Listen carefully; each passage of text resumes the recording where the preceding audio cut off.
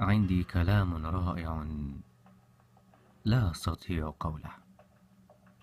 أخاف أن يزداد طيني بلة، لأن أبجديتي في رأي حامي عزتي لا تحتوي غير حروف العلة.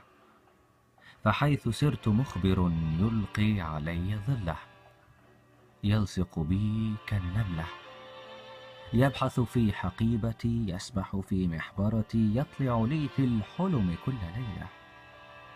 حتى إذا قبلت يوما زوجتي أشعر أن الدولة قد وضعت لي مخبرا في القبلة، يقيس حجم رغبتي، يطبع بصمة لها عن شفتي، يرصد وعي الغفلة.